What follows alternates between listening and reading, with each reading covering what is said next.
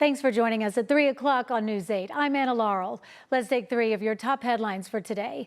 ICE officers are still stationed at more than a dozen of the busiest airports with the longest lines around the country. President Trump sent them there yesterday after some travelers waited in security lines for several hours over the busy travel weekend. The Department of Homeland Security says 3,200 TSA workers called out of work yesterday and more than 450 have quit. As the Senate weighs the new paths forward to end the 38-day government shutdown today, DHS is blasting Democrats for the mess at the airports. And right now in Washington, there's actually movement that could break the shutdown at any minute. Negotiations are shifting by the hour over how to fund Homeland Security and whether to fund ICE at all. Congressman Scott Peters is proposing a plan to pay TSA workers and other essential personnel without adding more money for immigration enforcement. And Congressman Peters joins us live from Washington, D.C. So much happening there every day. And today we thought we might actually hear about a deal by this time. Congressman, that didn't happen. So thank you for taking the time out of your very busy schedule to speak with us. Thank you for having me, Anna. I was disappointed, too. Well, we're hearing things are changing fast right now in D.C. There may be a deal both Republicans and Democrats could agree to on DHS funding. So where do things stand right now? Well, I understand yesterday the Republicans and Democrats in the Senate agreed on the idea that I've been pushing and a lot of Democrats have been pushing, which is fund all of the rest of Homeland Security except for ICE enforcement, which already has a ton of money from the big, beautiful bill. They've got $150 billion unspent. They don't need more money for enforcement. But let's get the rest of it open. And if you want to continue to fight that fight, you can. I guess that President Trump rejected that deal. He wants to include provisions that would change voting eligibility around and voter ID laws under his SAVE Act, which is unrelated to this. It is a pretty draconian proposal. So I'm sorry that he threw that into the mix, but maybe cooler heads can prevail. I hope as soon as possible. Well, again, just to remind people watching, we heard last night that Republicans went to the White House, that when they left, they thought a deal could happen today, that Democrats would agree to. We're going to play a tape from what President Trump said just yesterday. So when we heard last night that he might be agreeable, that surprised people. Here's what he said yesterday. What would be your message today to the TSA agents who have been staying home in recent days amid this impasse? Well, some of them are needing money, because the Democrats cut off their money. I blame the Democrats more than anything else. But some of them, they didn't get paid because they're not funded by the Democrats. This is a Democrat problem. In fact, I actually said to the Senate, why would you say this is a Democrat problem? I think the polls are showing it's a Democrat problem. And they'll do anything actually to hurt our country so they can try and win the midterms. Okay, so there's a lot of talk about the midterms. There's a lot of talk about politics in there. I mean, that's what the president is thinking about. He's thinking about who's to blame for this rather than how to fix it. And I'm really disappointed that, we have kind of an obvious fix, which is there's only a dispute over ICE enforcement.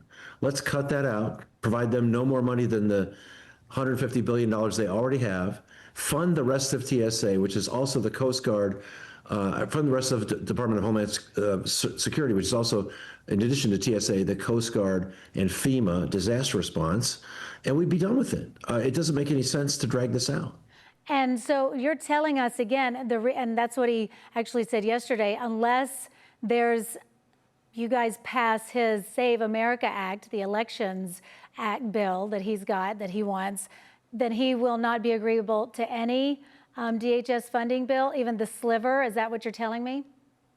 That's what I heard. Obviously, I'd love to hear from the president, but I was with some Republican House colleagues last night at a meeting, and they had got the word that they had a deal, and it was President Trump who, I guess we learned later earlier this morning, had turned it down. I mean, it's a simple deal, and he wants, obviously he's trying to leverage this to get more of his objectives done, not to reopen the government.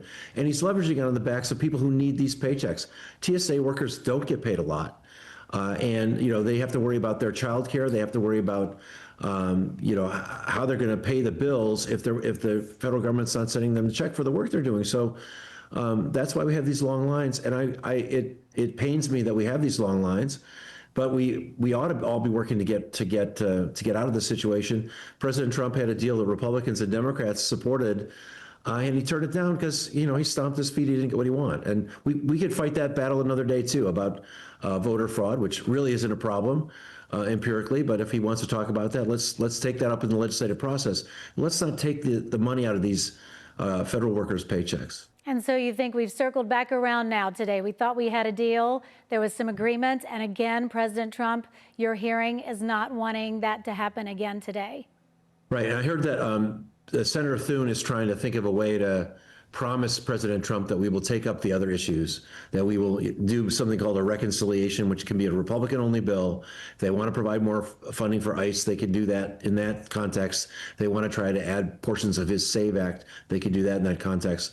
Good for Senator Thune for trying to come up with something that might solve this president or satisfy this president. But my gosh, when Republicans and Democrats come together in the Senate and in the House, I just have never seen a president not cooperate. I'm very surprised by it, even with President Trump. So you think, is he the one holdout because Republicans and Democrats would both vote for this sliver funding bill? That's what it appears to be, yes. Okay. And so what's the timeline here?